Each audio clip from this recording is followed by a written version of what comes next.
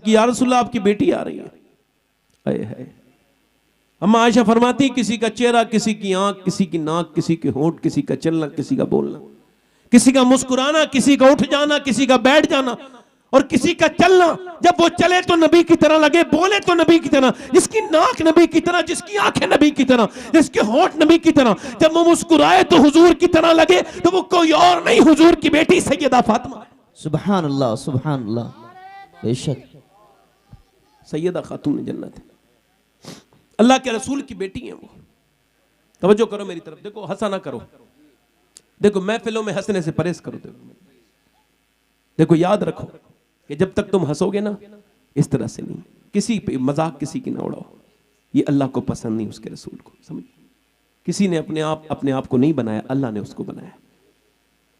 कुछ लोग किसी काले पर कमेंट करते हैं, माइक तक पे काला कह देते हैं, ये तो बड़ा खराब जुर्म है, बहुत बड़ा गुनाह है।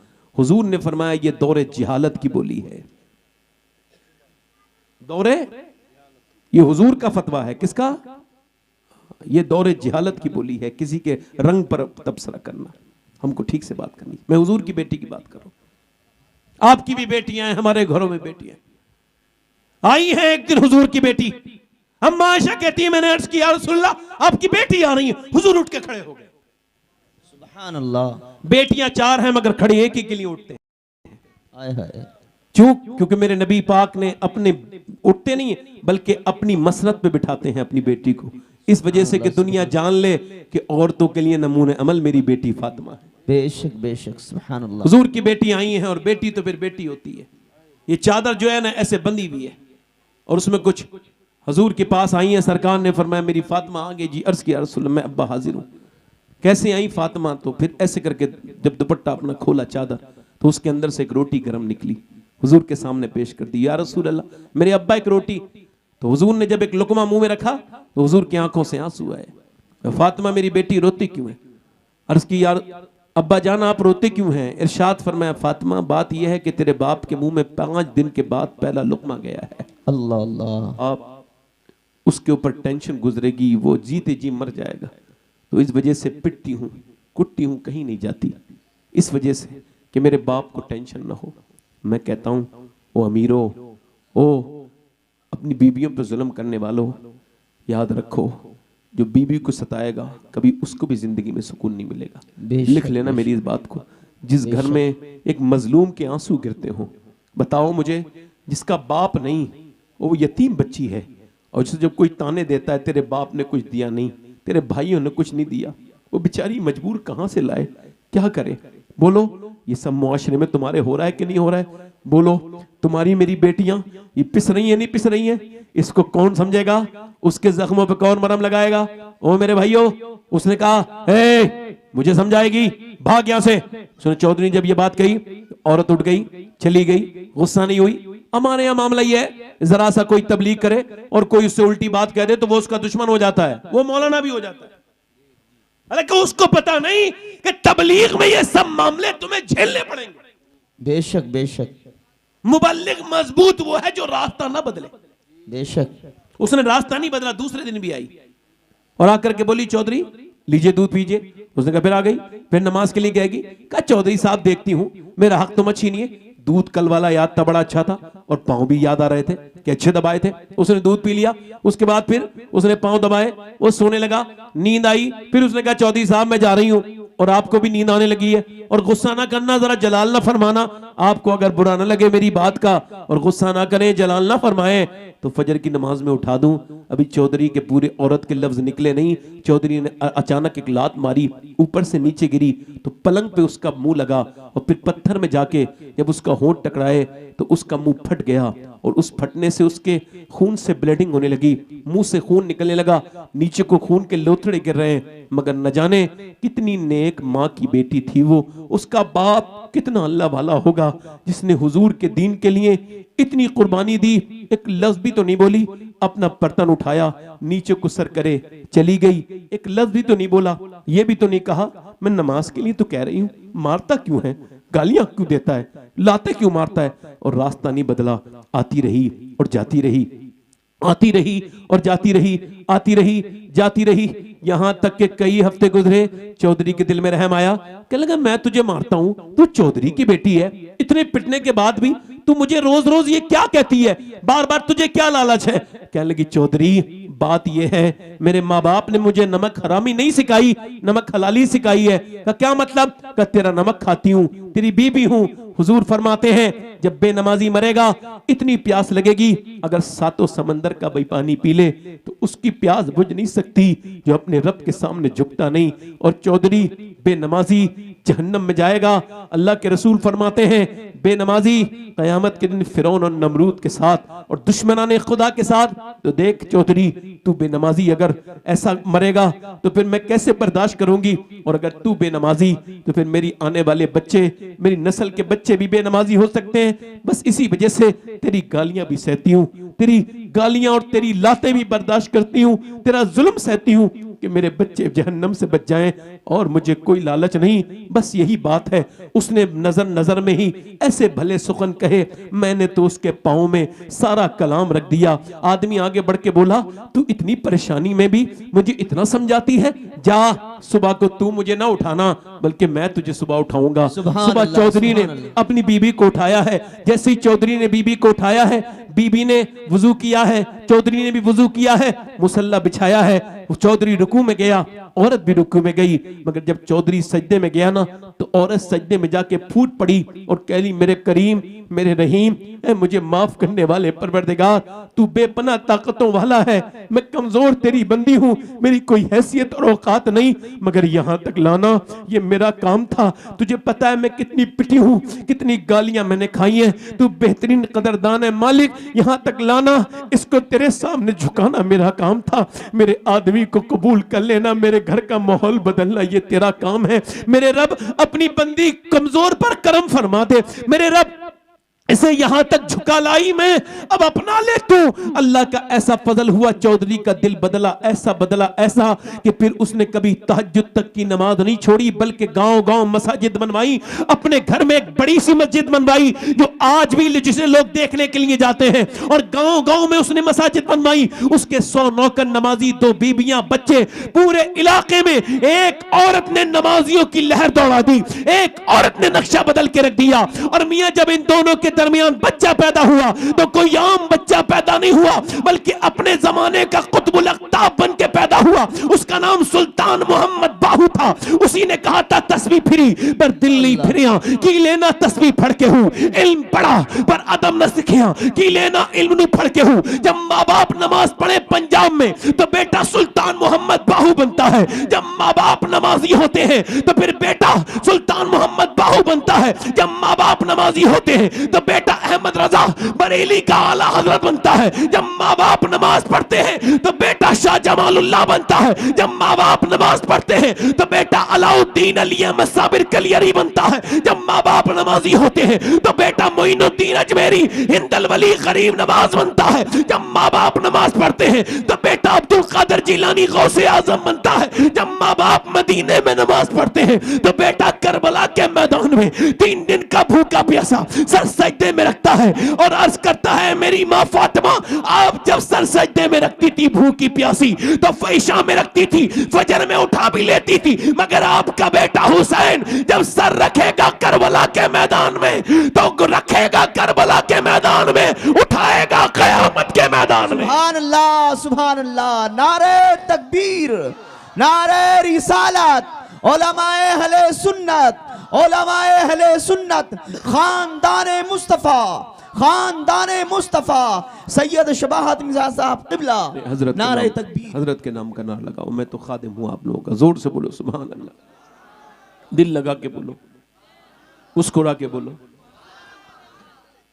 इसका मतलब है कि औरतों ने जब से ये छोड़ दिया ना, इधर देखो मेरी तरफ देखो,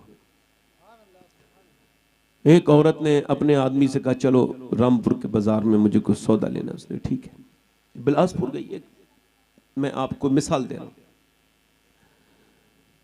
वो बच्चा लेके बेचारा पीछे पीछे मजलूम चला है, वो फिर उसको कई दुकानें भी उसने देखी हैं, तो फिर घर आई है तो पड़ोसन से कहा है मेरा आदमी, उसने कहा तेरा आदमी कभी अपनी माँ के साथ तो नहीं गया, कभी अपनी बहनों के साथ तो नहीं गया, तेरे साथ गया है। का क्या मतलब? का अगर तेरे साथ ये बाजार जा सकता है तो तेरे कहने से ये मस्जिद भी जा सकता है।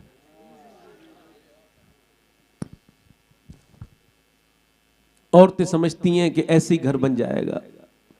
मेरी बहनों, ऐसे तो जानवर भी बच्चे पैदा करते हैं जिन बच्चों का कोई मुस्तकबिल ना हो।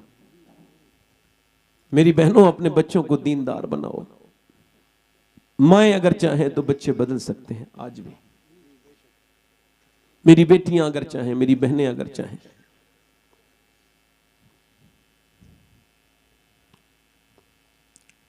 अल्लाह के रसूल सल्लल्लाहु ताला अलैहि वसल्लम के गुलामों, ये दौर अब दौर बोलने का नहीं है, अब दौर अमल करने का है। अब दौर तकरीरें सुनने का खत्म है, अब तकरीरों पे अमल करने का है।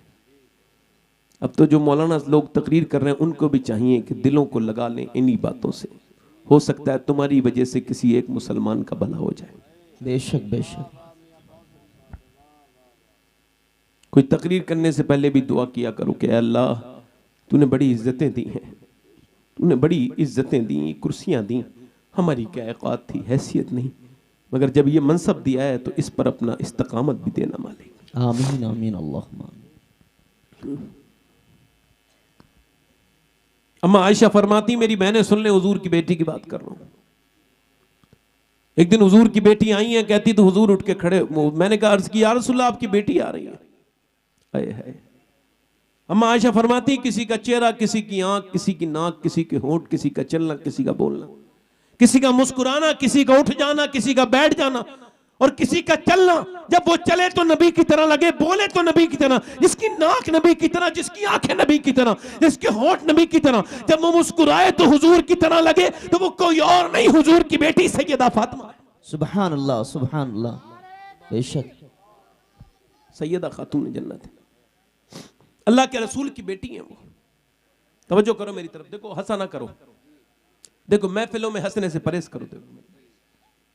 देखो याद रखो कि जब तक तुम हंसोगे ना, इस तरह से नहीं, किसी पे मजाक किसी की ना उड़ाओ, ये अल्लाह को पसंद नहीं, उसके रसूल को। समझ, किसी ने अपने आप को नहीं बनाया, अल्लाह ने उसको बनाया।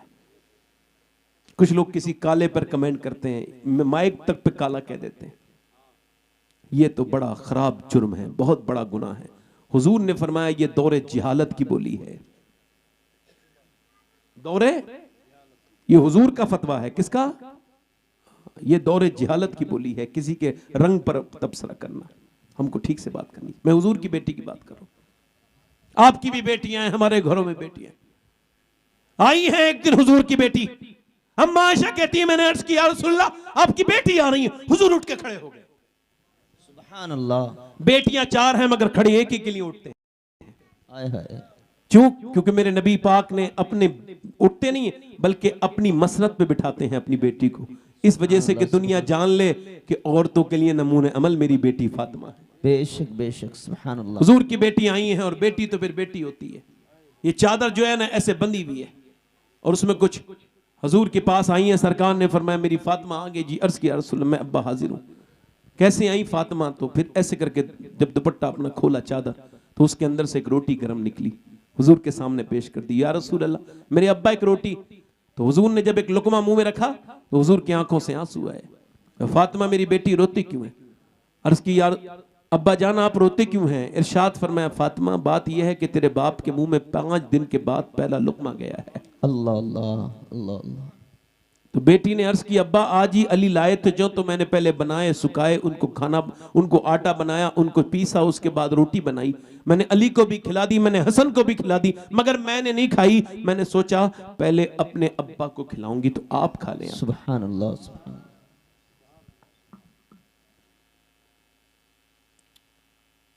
इमाम गजाली ने इस हदीस को लिखा है कि हुजूर अपनी बेटी के घर गए। इमरान साथ में हुजूर के एक सहाबी हैं, सरदार हैं।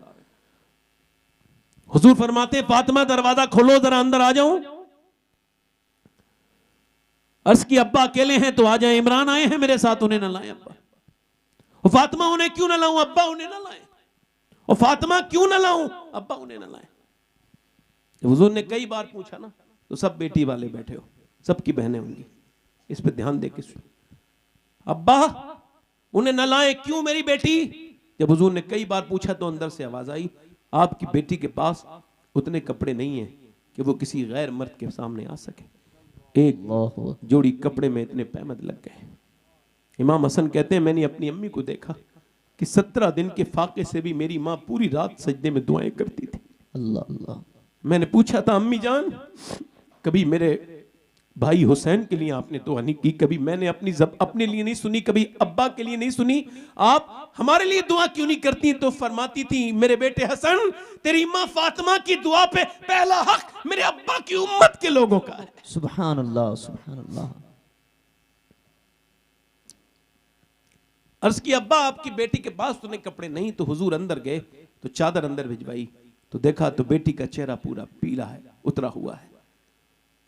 पहले हमने अपने बचपन में देखा था कि जब कोई आके बताता था तेरा बाप आ गया है तो औरत रोने लगती थी।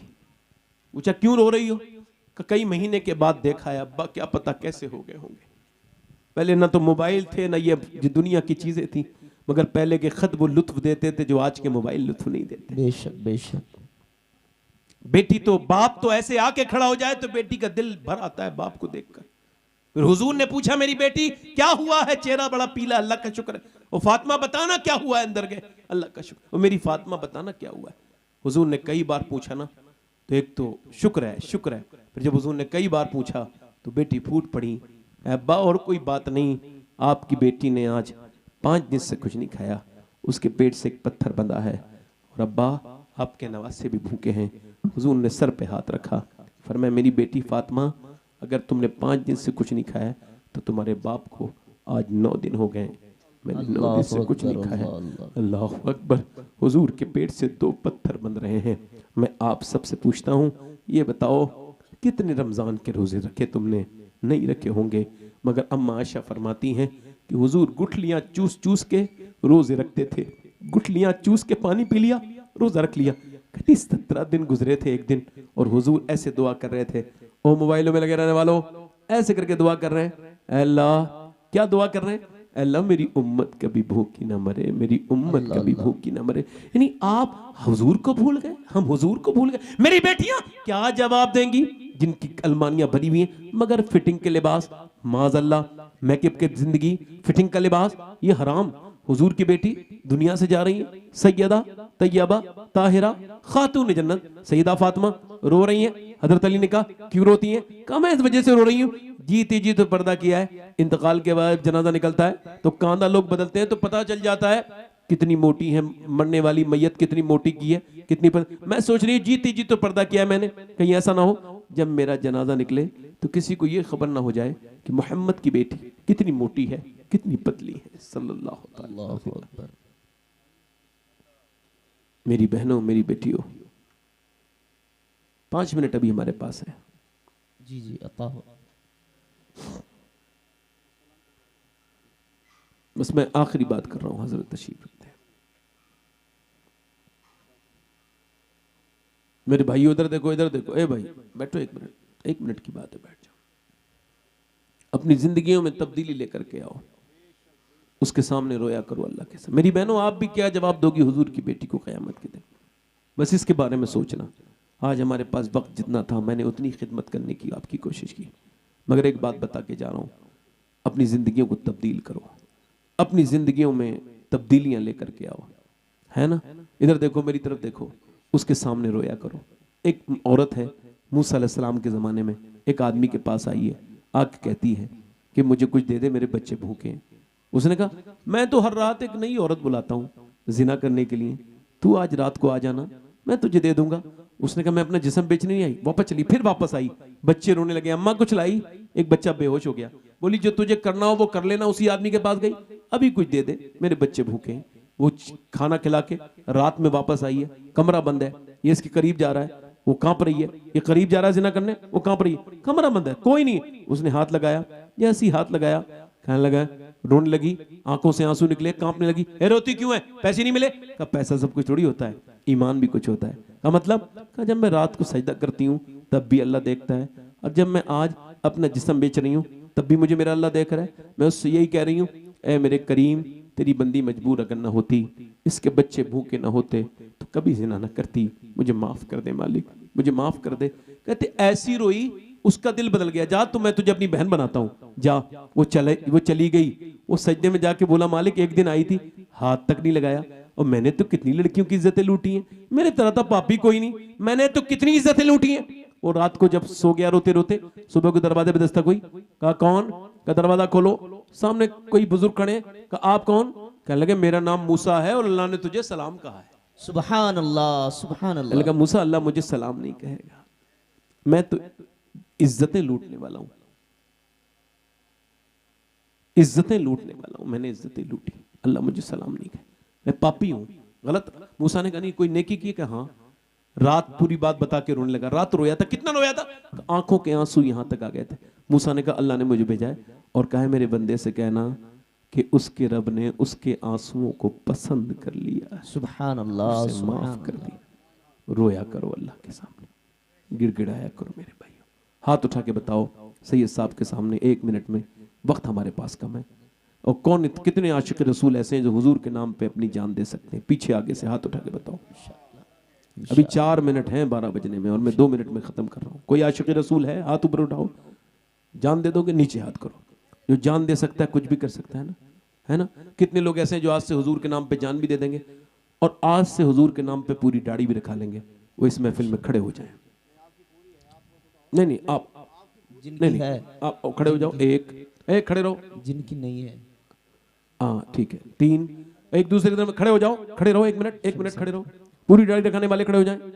सुभान हर अल्लाह, नबी के दाढ़ी, एक खड़े रहो भाई, खड़े रहो, खड़े हो जाओ। जिनके दाढ़ी कटी हुई हो या छोटी हो वो आ जाएं, आगे बाहर आ जाएं, इधर आ जाएं, आप भी इधर आए। सही साहब के साथ हाथ रखवाएंगे सिर पे, हजरत दुआ करेंगे। इधर आ जाओ, आ जाओ, इधर आ जाओ, आओ। जिसके दाढ़ी कटी भी हो या मुड़ी भी हो, यही खड़े रहना, जाना नहीं कहीं। 1 मिनट खड़े रहना, जल्दी बस यही खड़े रहो, हजरत दुआ करेंगे। जल्दी आओ, नारे तकबीर। 1 मिनट जल्दी आओ भाई, जल्दी आओ, देर न करो। इधर आओ, इधर आके खड़े हो जाओ। 1 मिनट, हाँ यार जल्दी आओ, वक्त हमारे पास कम है। भाई बैठ जाओ आप। पूरी यहाँ खड़े हो जाओ ऐसे। ये कितने हो गए भाई? 6 हो गए। हाँ बस। कोई और है आशिक रसूल? 7वां आशिक रसूल है इस महफिल रसूल में? 7वां कोई? 7वां है? आओ सुभान अल्लाह, आओ। ये 8 हो गए। 2 हो जाए इमाम हुसैन की 10वीं। वाह भाई वाह। 2 और हो जाए इमाम हुसैन की 10वीं। ये आपकी दाढ़ी है, आपके। अब बैठ जाए, पूरी कर लेना, बैठ जाओ आप। 1 मिनट जल्दी बैठो, देर नहीं, टाइम नहीं हमारे पास। जो अपनी बीवियों से डरते हो वो ना खड़े हो, अल्लाह से डरने वाले खड़े हो जाएं। कोई आशिक रसूल और है? अच्छी लड़की से शादी करनी है नौजवानों, एक ही तरीका है, शादी से पहले दाढ़ी रखा लो, खराब लड़कियों से बच जाओगे। क्योंकि कोई भी बिगड़ी हुई लड़की दाढ़ी वाला पसंद नहीं करती, दाढ़ी वाला वही पसंद करती जिसे मदीने वाला पसंद हो। सुभान अल्लाह, सुभान अल्लाह। बेशक ये 9 हो गए, एक और आ जाए बस। सैयद साहब की मौजूदगी में 10 हो जाएगी। एक कोई जल्दी, ध्यान नहीं हमारे पास। देखो आप वक्त की कितनी कदर करते हो। जल्दी आओ। माशाअल्लाह, लो भाई लो, ये आ गए। सुभान अल्लाह। जबरदस्ती तो नहीं है? सुभान अल्लाह, सुभान। ये अपनी मर्जी से खड़े हुए हो? तो ठीक है फिर, नहीं तो बैठ जाओ। अगर नहीं हुए हो तो अपनी मर्जी से खड़े हो जाओ। चलो आप लोग वादा करो इंशाअल्लाह, हाथ ऊपर करो। इंशाअल्लाह सैयद साहब की मौजूदगी में वादा करते हैं, आज के बाद न दाढ़ी कटेगी न मुड़ेगी इंशाअल्लाह, है ना? है अल्लाह ताला आपको बरकत अता फरमाए। बैठ जाओ, जल्दी से बैठ जाओ। आज से पूरी दाढ़ी दिखानी, 1 मुट्ठी इंशाअल्लाह। बैठ जाओ। नमाज की पाबंदी करेंगे, दोनों हाथ उठा के बोलो इंशाअल्लाह। इंशाअल्लाह दोनों हाथ नमाज की पाबंदी। अपनी बहन बेटी को पर्दे के लिए कहेंगे इंशाअल्लाह। आप बस मेरे साथ पढ़ो, अस्तगफिरुल्लाह रब्बी मिन कुल्लि ज़म्बिन व अतूबु इलैह। पढ़ लीजिए ला इलाहा इल्लल्लाह मुहम्मदुर रसूलुल्लाह व मा अलैना इल्लल बलाग। अस्सलामु अलैकुम।